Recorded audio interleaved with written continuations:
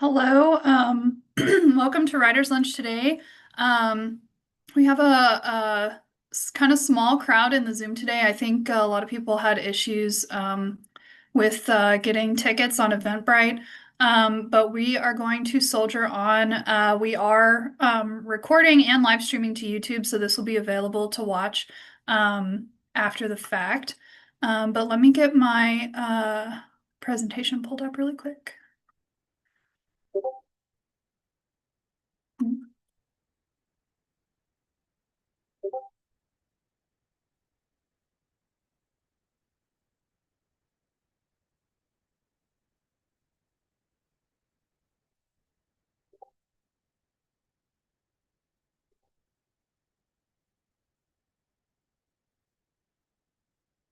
Okay. I am gonna try to keep an eye on the chat during this. So if you have any questions while I'm going through this, feel free to type them in the chat or raise your hand, and we'll get questions going.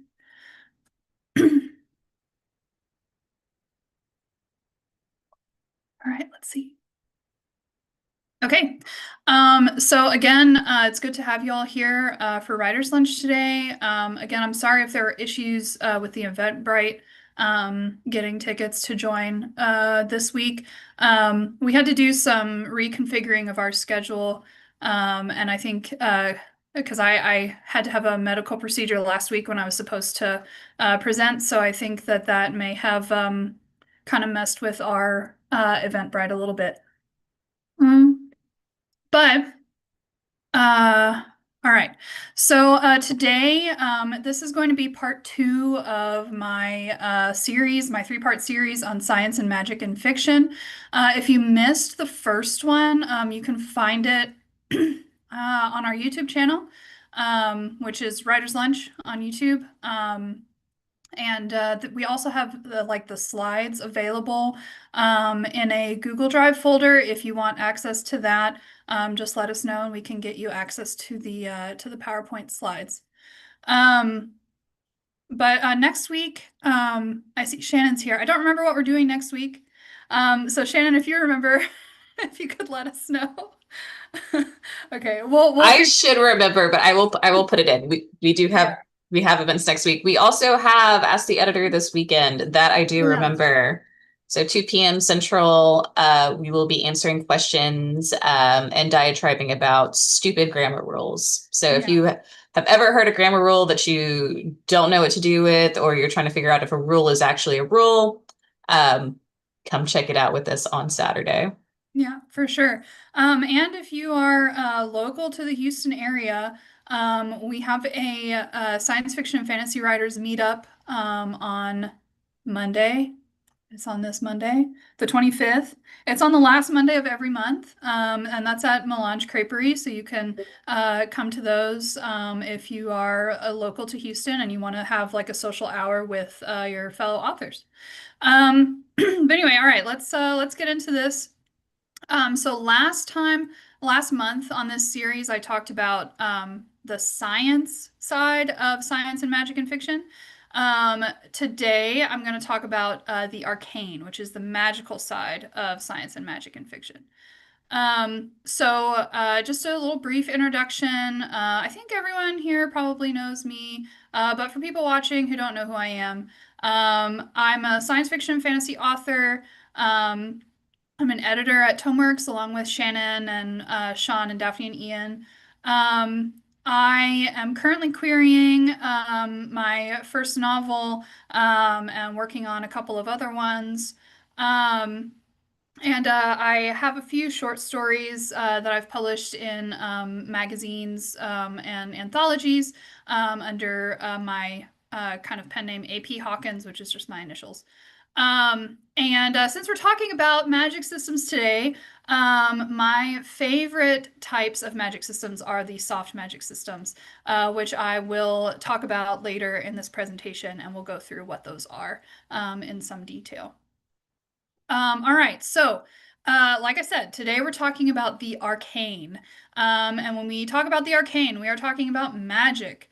Um, If you saw my first presentation in this series, we talked about how technology and science in science fiction and fantasy exists on a hard to soft spectrum.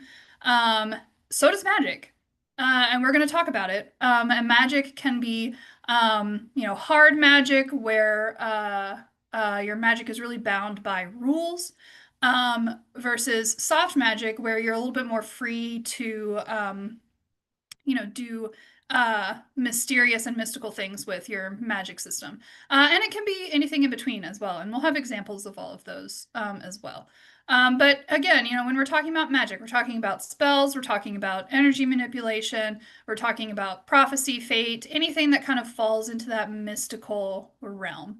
I'm also briefly going to talk about fantastical creatures. I'm not going to spend a lot of time on those today because in the previous part of this series, I did talk about speculative biology, and I have given a whole hour-long writer's lunch on speculative biology.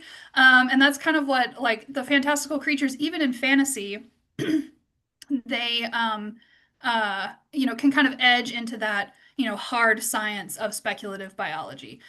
So we're only going to talk briefly about those today. We're going to spend most of the time talking about magic. So let's get into it. This is kind of structured similarly to part one of my series. So we're going to first talk about the hard soft spectrum and then go into a couple other aspects of magic.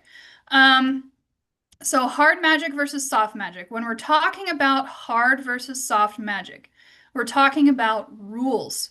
What kind of rules is this magic bound by?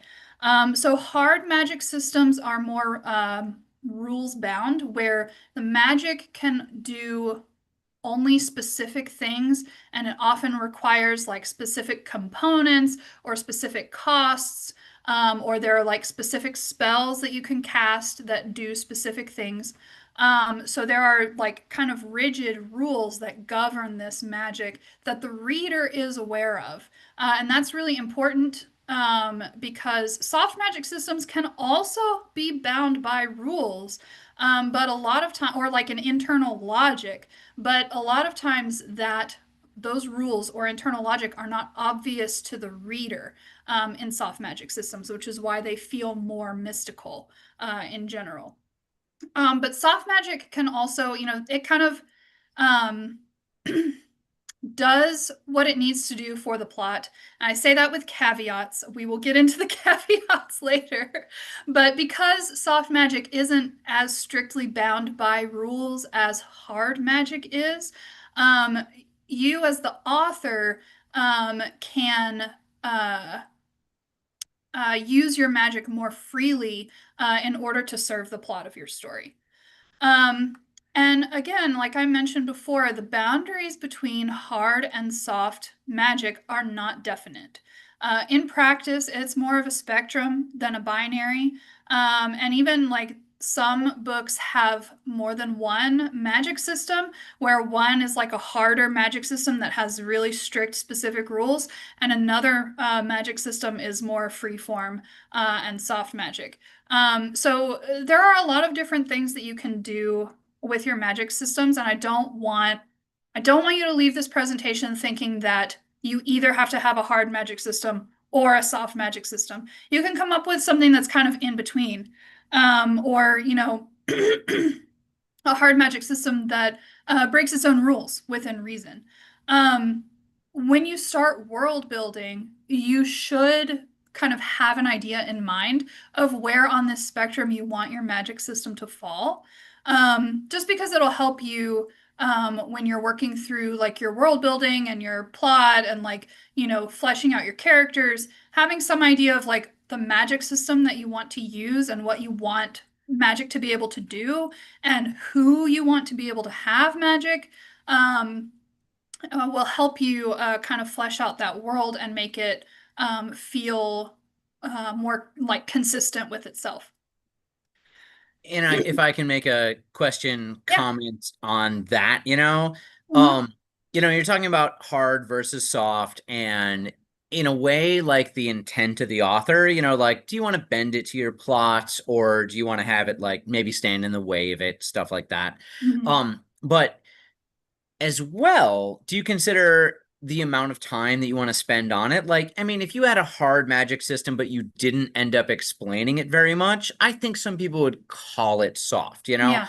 If Tolkien wrote all the rules for what Gandalf was doing, but just left him in his notes, it sounds soft. It seems soft what he's doing, but like how much time you want to decide. I'm sorry, how much time you want to devote to talking about rules might mean if you are hard or soft in a way. Yeah, and that's really true. It whether your magic system is perceived as like a hard or a soft magic system, it partly depends on like the reader's perception of your work. Just like with when I talked about the technology aspect last month, where whether your sci-fi is hard or soft partly depends on how readers are perceiving the technology in your work. It's kind of the same thing with magic. So if if the rules of your magic are really obvious to the reader, then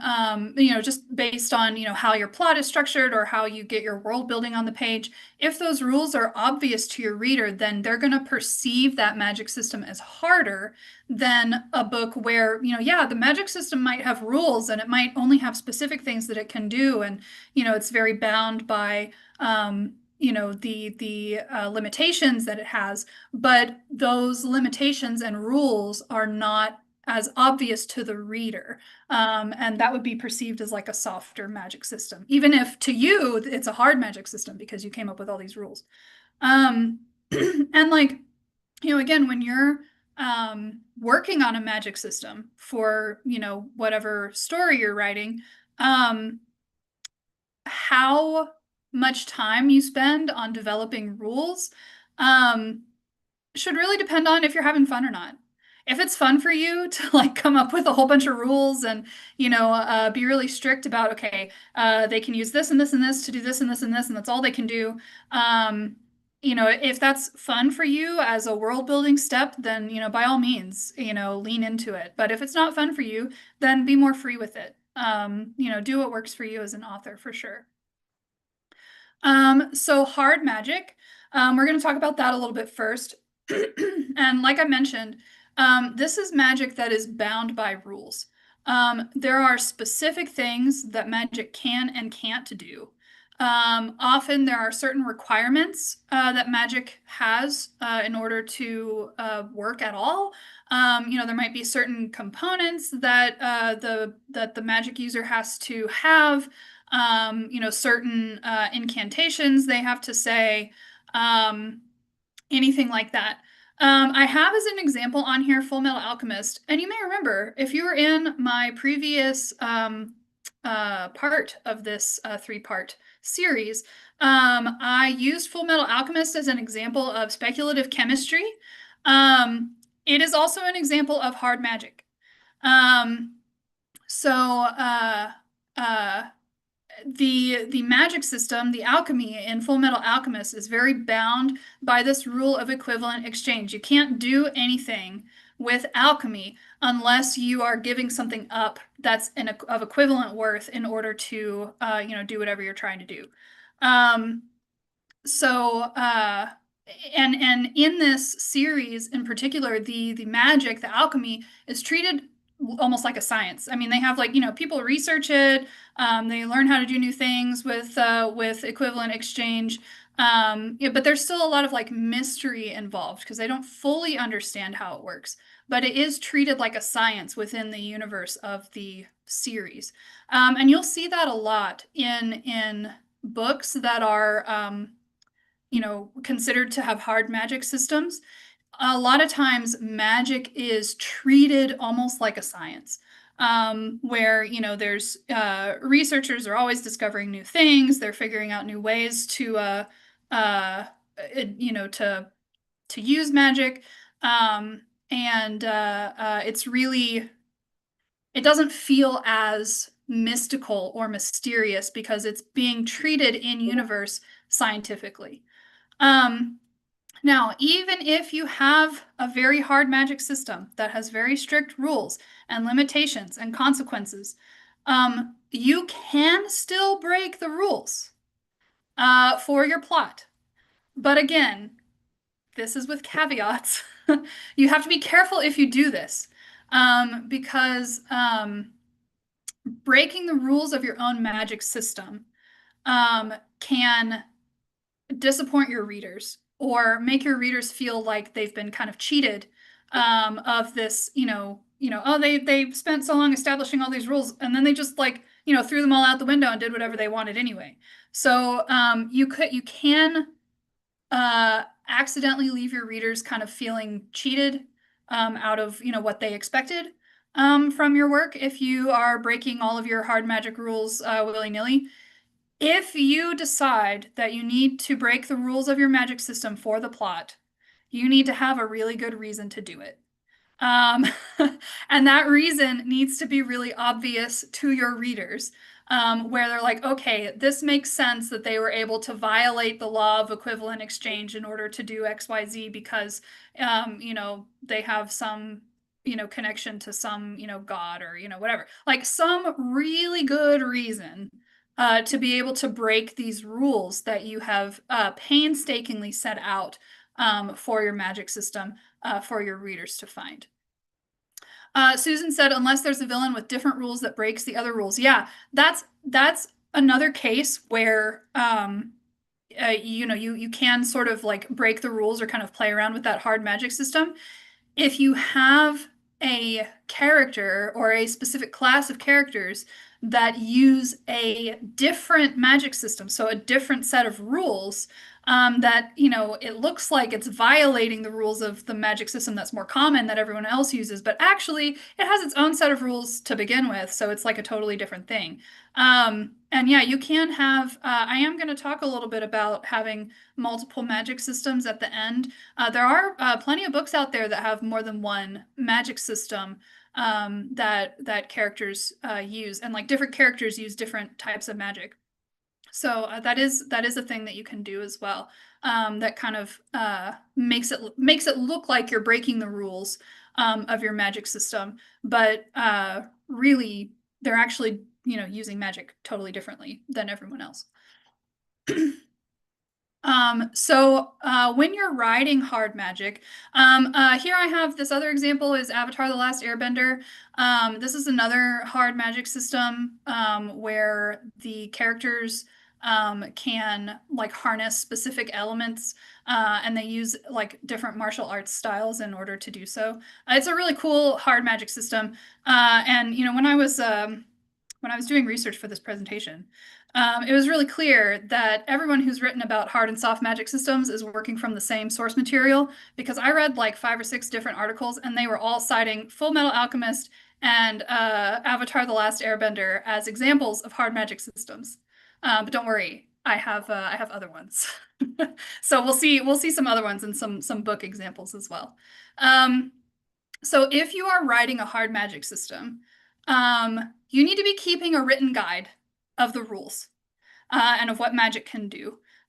This is a really good world building practice. I think I've probably suggested that people do it before. Write everything down, all of your rules, have them written down, even if it's just for you. Because as you're writing your book, and even especially if you're writing like a series, right, where you're it's not just the one book, you're using the same world building and magic system to write multiple books. This is how you're going to maintain internal consistency over the course of one or multiple books. If you have a guide to your magic system that you can refer to, when maybe you're like, wait, I kind of forgot how they do this because it's been 100,000 words and I'm writing about it again. Oh, I can go back and look and see how this is done, or what the rule for this is. So definitely keep a written guide, even if it's just for you. You can also make a version to share with readers. If you are the kind of reader, the kind of writer who likes appendices, you can make a version to include as an appendix to your book so that your readers can reference the magic system rules as well. And that can be kind of fun for some readers. I think, you know, some readers like to have those kind of reference materials, and other readers kind of like to discover things on their own. But I think a lot of times, readers who like to do that, you know, discovery on their own probably aren't going to read the appendices in the first place. So, but you know, you can definitely have it as like extra content to share with your readers if that's something that you as the author want to do. A lot of times when you're working with hard magic systems, because the magic is treated so scientifically, you'll often see new magical discoveries as like a theme or a focus in those books where, you know, there's something happening that they don't really understand that seems like it's, you know, violating the laws of magic as we understand them. And so now we have to figure out what's going on so that, you know, we know the world's not falling apart or something because, you know, we violated the laws of magic. So a lot of times you'll see that as kind of a, you know, these new discoveries or, you know, new mysteries that pop up in the science of magic as like a theme or a focus. Another thing to kind of consider when you're writing hard magic is limitations and consequences. So, you know, what are the limitations to your magic? What are the limitations of what your magic users can do? Like in Avatar: The Last Airbender, the limitations that are placed on the benders who manipulate the elements, their limitation, like they're limited by their physical kind of prowess because they channel these elements using martial arts. And so if they're not very skilled in their martial art form, then their bending is not going to be as powerful as someone who has more skill in their fighting style. And another thing to consider is consequences can be really important in hard magic systems. What happens if a character somehow manages to violate the laws of magic or, you know, break the rules? Or, you know, does magic come with consequences just as a matter of course? Like in Full Metal Alchemist, equivalent exchange, every time they're using alchemy, there's a consequence. They have to exchange something for that power. And so that can be like consequences to magic can be really compelling to readers because it makes every use of magic just a little bit more tense in the course of the story.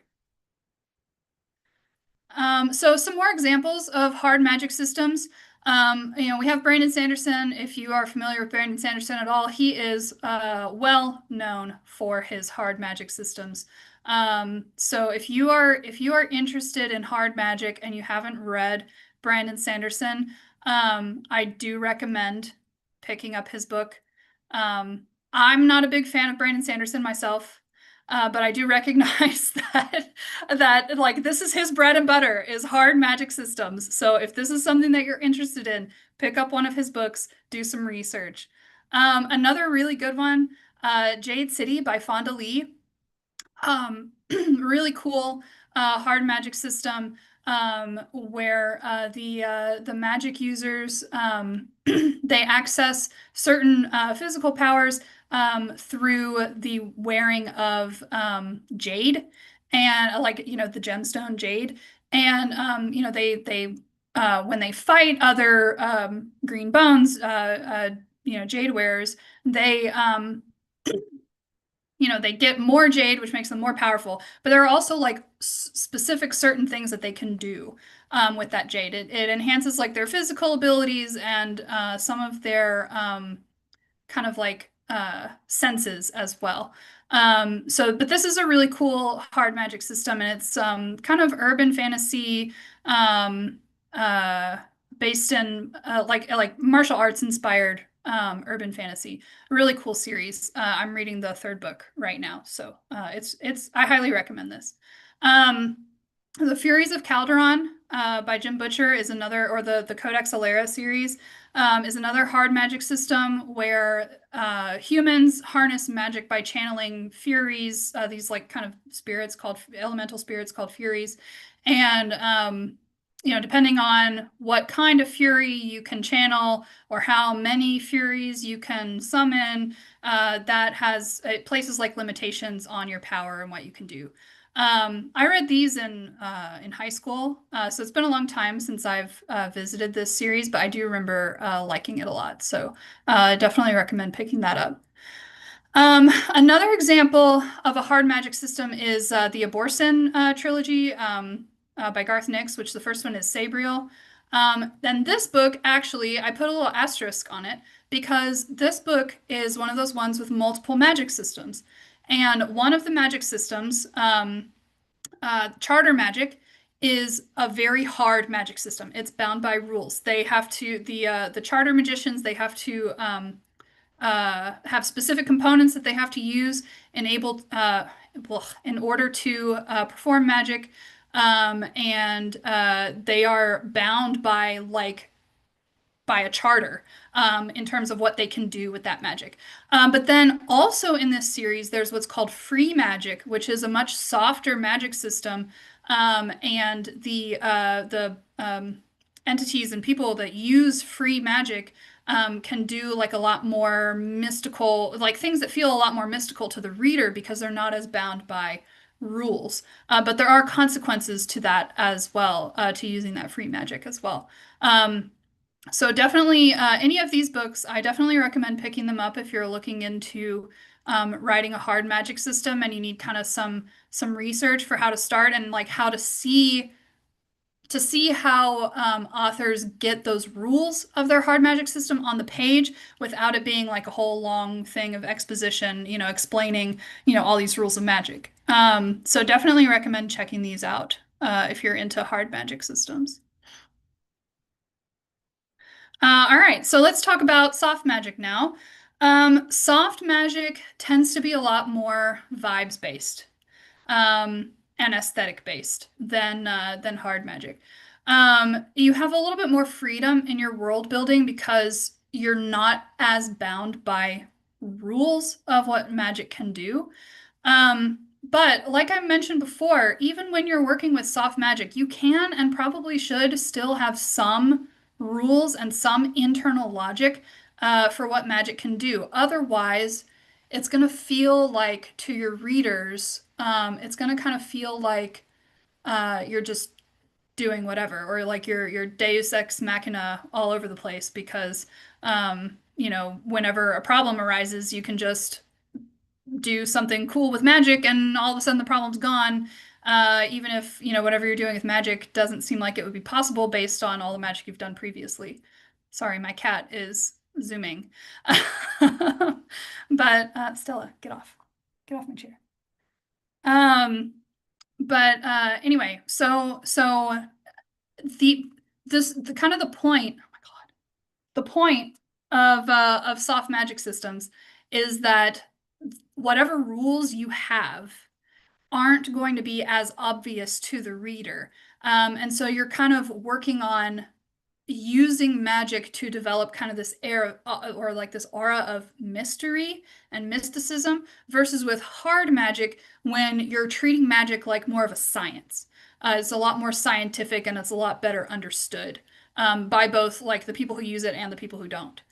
Um, a lot of times when you're looking at soft magic systems, you will see um, powers that are based on kind of manipulating magical energies.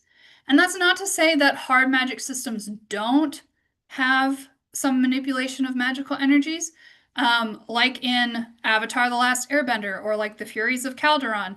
But those magical energies are better understood by the characters and like in universe in hard magic systems versus in soft magic systems. And like, I have Star Wars here as an example because I would consider, the Force to be a soft magic system. Even the people who use it don't super well understand what it is. It just kind of is there and they can tug on it to do things. Um, and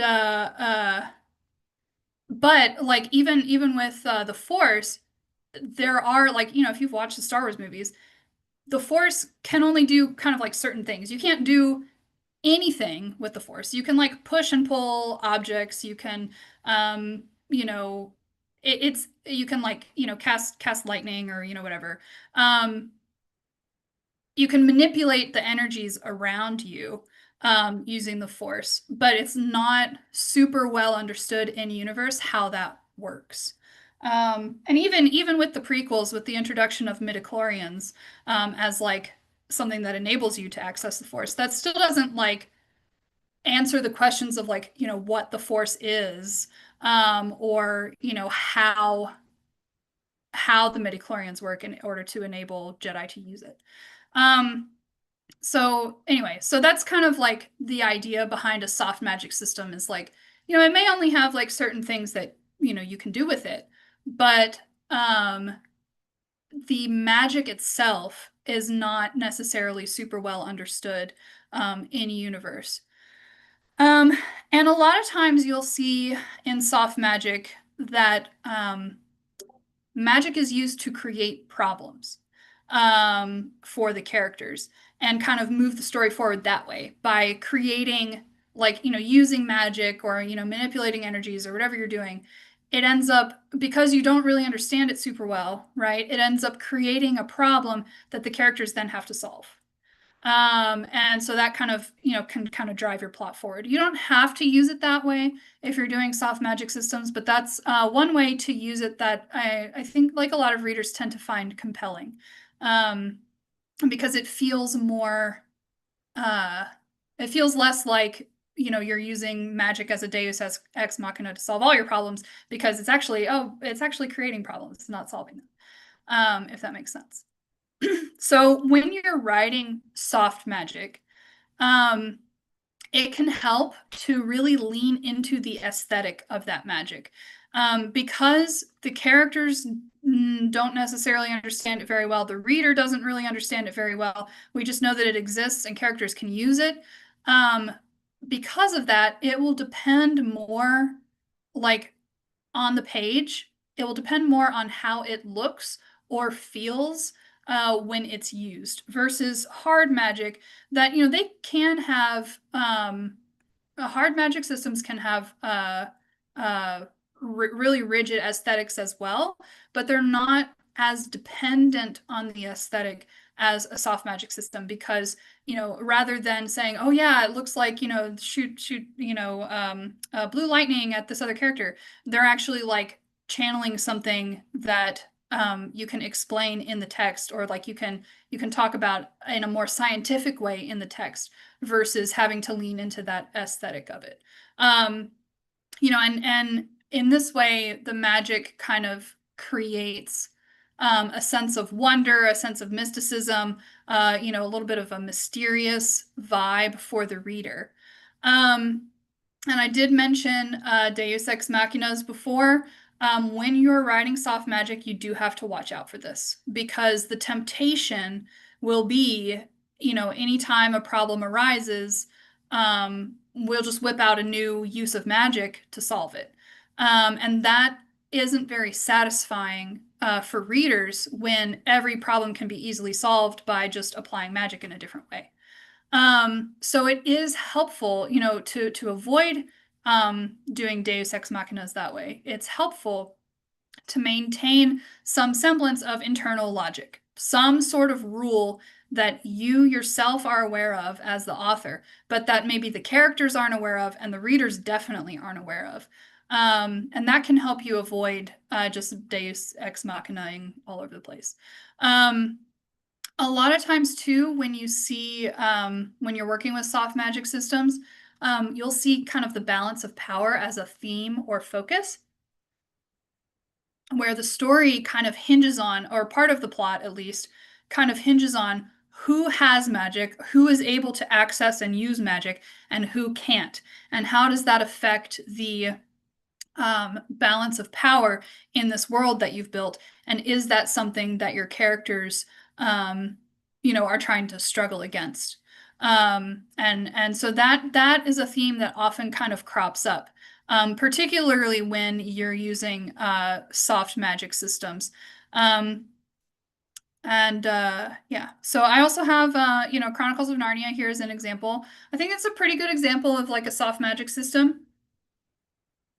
The magic, like no one really understands it. And like, you know, there's lots of different magic things that happen, right? There's like the portals to Narnia, there's all the magical creatures within Narnia. Um, there's other, you know, beings and creatures that can actually like use magic to differing effect in Narnia. So, you know, it's not really understood where it comes from or how it works or, you know, what it's doing, but it's there and it exists. And, you know, we're exploring this, you know, wondrous land that has it. So that I think is a really good example of a soft magic system. I have a few more. So Sean mentioned Lord of the Rings before. This I would say, in my opinion, Lord of the Rings is an example of a soft magic system. At least in terms of uh, reader perception. And honestly, I mean, obviously, I can't know what Tolkien was thinking, what was in his brain. But you know, he wrote so much down, so much of his world building he wrote down. Um, and as far as I'm aware, there's no like strict rules for magic written down anywhere. That I think, you know, maybe that was probably what was in his mind as well. Because, you know, in Lord of the Rings, the magic in Lord of the Rings is very subtle. And it only really shows up like when magic is really necessary. Gandalf, you know, for being a wizard, he doesn't really use magic that much. He is magical. Like his entire existence is magical. He's not a human. But he doesn't actually channel magic to do anything very often. Only in like the greatest hour of need does he actually like use magic to do something. Um, when he literally can't do anything else to, you know, save his companions. That's really the only time that he channels magic. And like, you know, not just Gandalf, you know, the elves are magical too. And like, you know, there's this aura of like there are magical beings in the world whose very existence is inherently magical, but they're not really using magic very much. In a way that like would be perceivable by other people. Game of Thrones is also a soft magic system. Um, Throughout Game of Thrones, again, like magic in Game of Thrones is pretty subtle, kind of like with Lord of the Rings. There's more magic using going on in Game of Thrones than there is in Lord of the Rings, but it kind of builds as you go through the series. Um, but like, you know, in like the first book in Game of Thrones, there's very little magic at all. I mean, there's some like prophetic dreams and, you know, things like that, but there's very little you know, spell casting, what we would consider spell casting going on. Um, and but again, in Game of Thrones, at least to the reader, it's very unclear what magic can do and, you know, who can use it.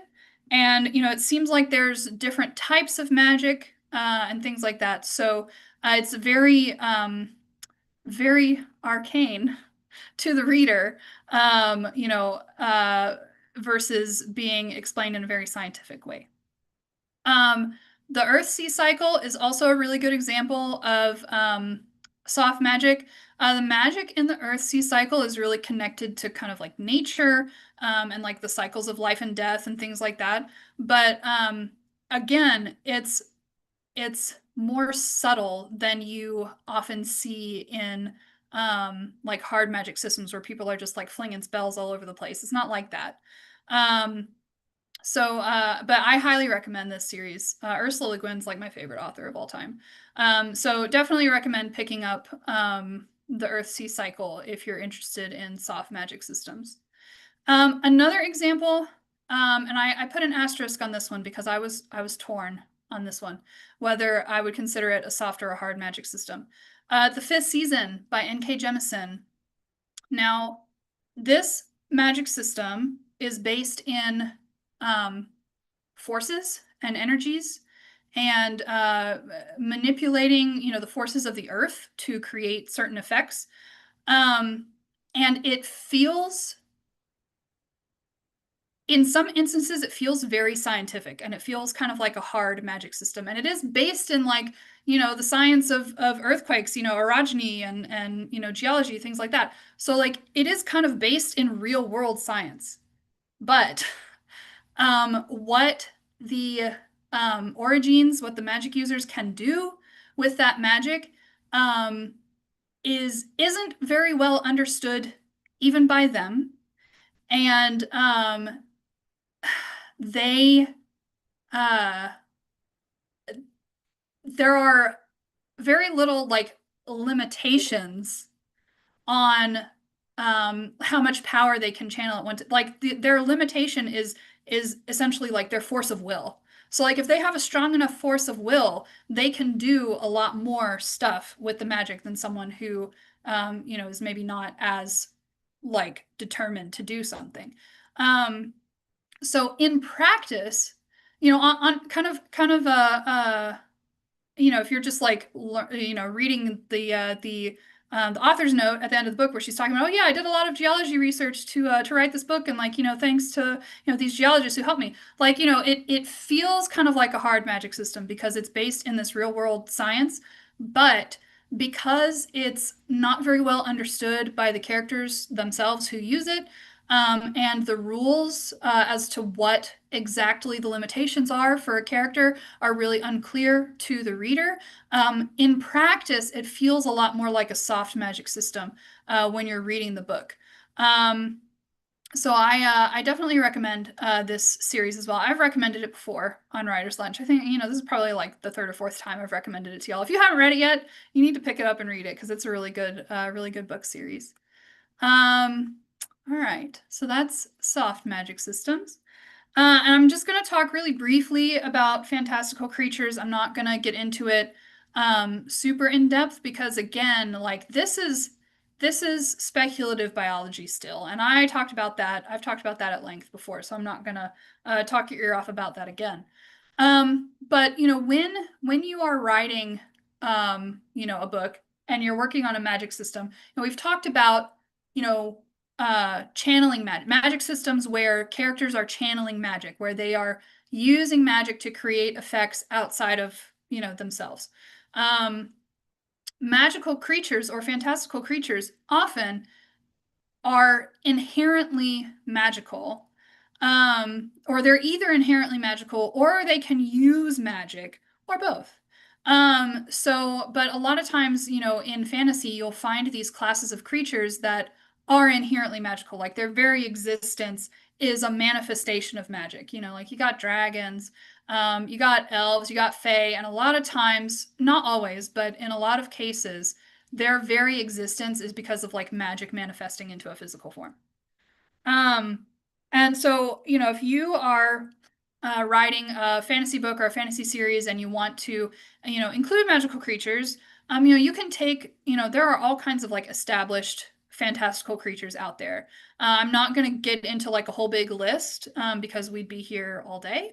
But there's dragons, there's griffins, there's basilisks, there's thunderbirds, there's whatever. Like every culture in the world has like magical, inherently magical or like fantastical or mystical beings that if you are writing a fantasy series, you can kind of co-opt. I would urge some caution in co-opting, fantastical, mystical creatures that you are not very familiar with. Do research.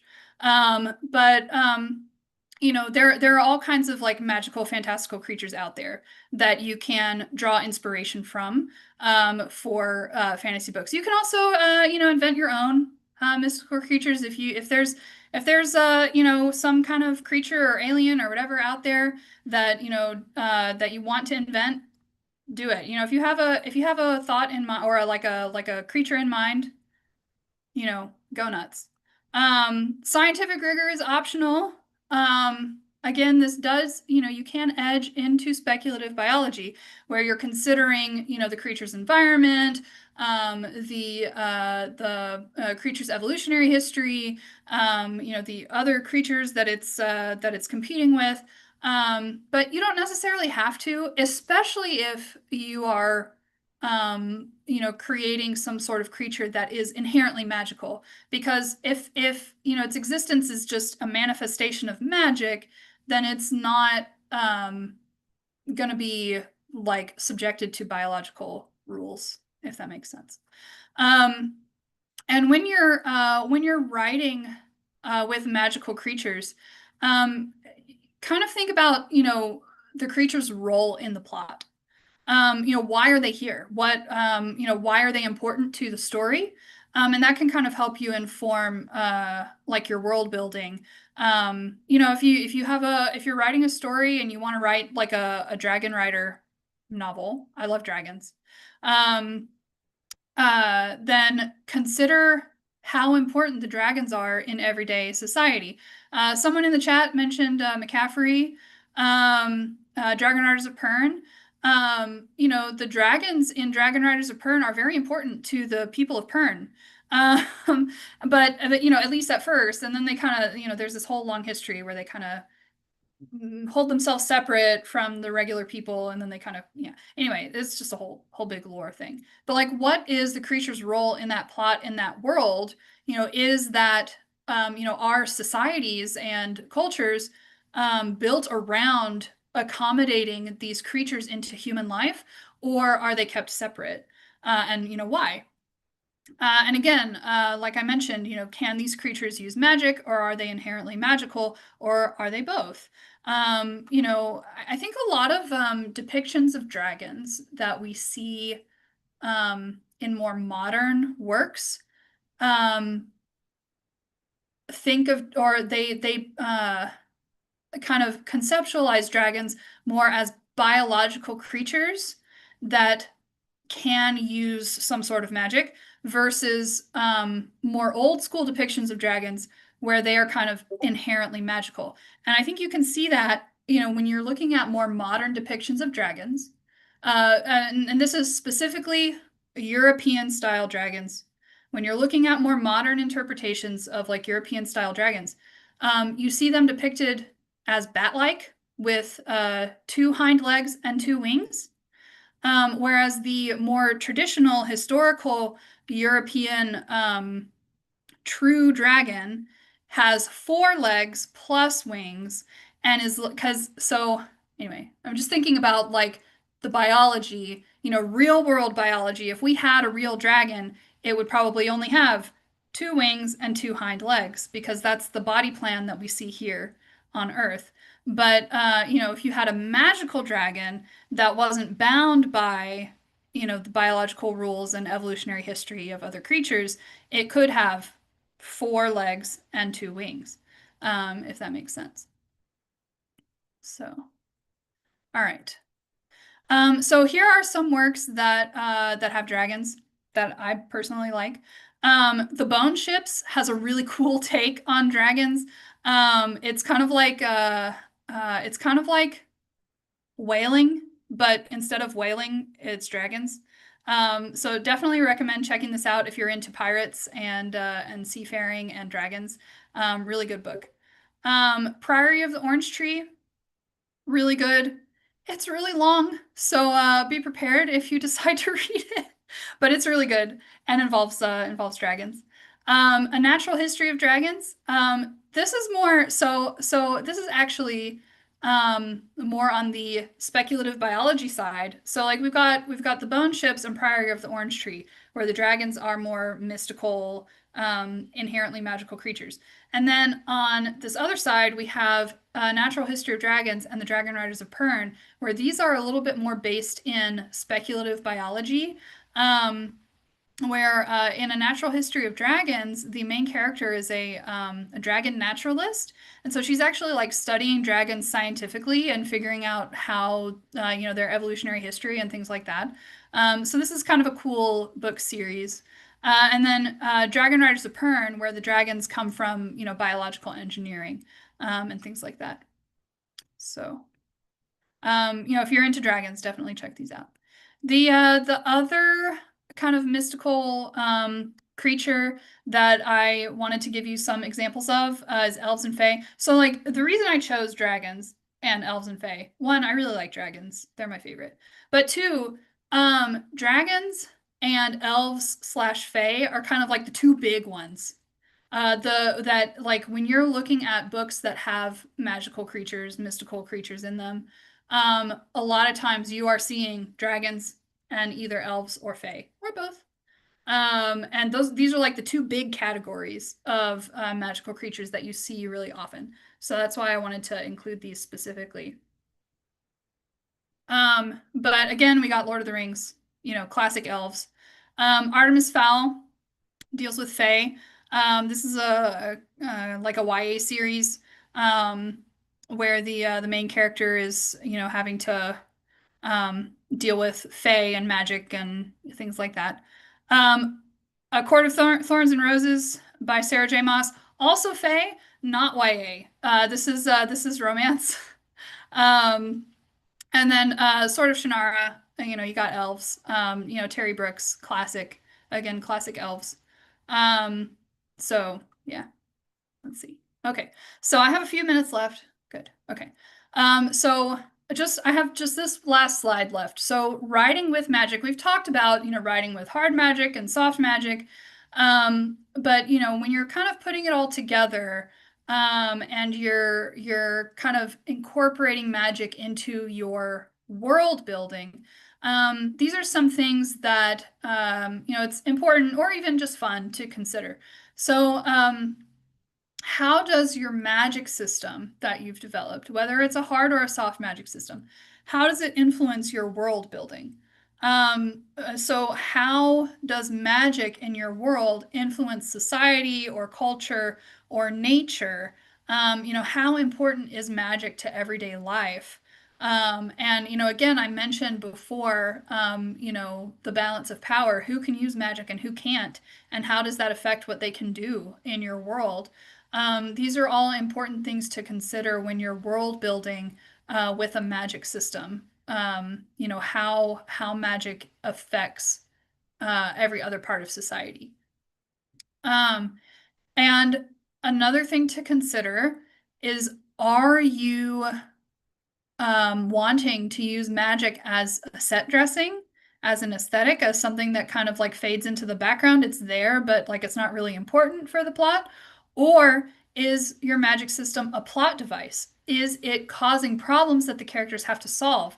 Can the characters use magic to solve their problems? And it can be both. And a lot of times it is both, where magic is part of the background of the story. It's just part of your background world building, but it's also being used to drive the plot forward, and to either help or hinder the characters in achieving their goals. And then we talked briefly about multiple magic systems, having more than one magic system in your book. And I mentioned the Aborsen trilogy before, that has two magic systems. Another example of a book with multiple magic systems is this Witch King by Martha Wells. There are like 3 different magic systems in here, and they all do kind of very different things. And they're accessed in different ways as well. And the groups of people who can access these different magic systems don't really overlap, except in some special cases. So, you can have multiple magic systems in your book. That's something that, has been kind of well explored by authors. This is just like the most recent one that I've read that has multiple magic systems. But don't go too crazy, right? Because the more magic systems you have, the more things your readers have to understand, And the more things you have to keep straight as an author when you're working on, you're thinking about your continuity and, different things that different magic systems can do. So, don't kill yourself trying to have like 10 different magic systems that different people can use. Have fun with it. Only do what's fun for you as an author, right? And that's always like the main advice is do what works for you. And everything else, forget about it, Um, so yeah, so that's all I got for today. Next month I'm gonna do the third part of my series, which is having science and technology together. So that is the amalgam of science and technology, magic and technology. So that's the amalgam of the arcane and the scientific, and how you can make that work in your fiction, and some examples of fiction where authors have made that work as well. And yeah, Sean said that's October 7th. That's not, no, it's next month. Oh no, you're talking about the Witch King sequel. Okay. No, yeah, my next, the third part in this series will be in September. So it's next month. But anyway, as always, thank you for coming. Whoops. Coming. Just want to drop in because we didn't have our calendar in front of us, but next week, Daphne will be hosting Writer's Lunch, and she's going to be talking about essentially giving yourself the grace to write poetry badly. Yeah, there you go. Thanks, Shannon. You're very welcome. I mean, if you're painting, you got to be okay with painting badly first. So this is the writing version of, practice. If you're, I mean, honestly, if you're doing anything, you have to be good. You have to be okay with doing it badly at first. That goes for painting, that goes for writing poetry, that goes for writing prose, like that goes for any skill. You have to be okay with what do they say? 1,000 hours? You need to do 1,000 hours? Yeah. 1,000 hours of bad poetry. Yeah. All right. Well, again, thanks for coming, everybody. Oh my God, how do I keep doing that? I hope that this was fun and, kind of informative for you. Definitely, if you're interested in, putting these first two parts of my series together, definitely come back for the next one. Definitely come back next week for poetry. And again, Writer's Lunch will always be free.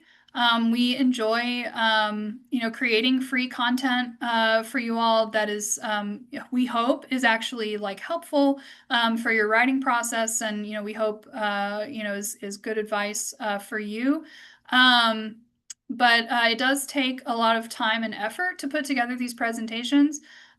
So if you would like to, donate to Tomeworks to help support our free workshops, there are also like costs involved, like, the Zoom account that we have to pay for, and, several other things that we have to pay for to keep getting this content for you.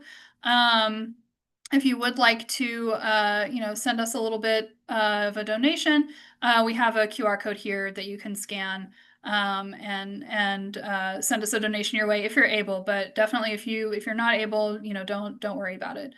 We like doing this content for you guys. So, all right. Well, again, thanks for coming. And we hope to see you next week and at some of our other events as well. Again, Shannon mentioned we have Ask an Editor Hour on Saturday. And then on Monday, if you're local to the Houston area, we have like a social hour for science fiction and fantasy authors. So you can join us there as well. And those events will be on our Eventbrite as well. So if they're not already, they probably already are. So, okay. Yep, they're sitting there. You can find everything that we've at least officially planned there. We will be populating next month's Writers' Lunches probably in the next week. So fun times. Thank you, everybody. Yeah, it was good to see y'all, and we will see you next week.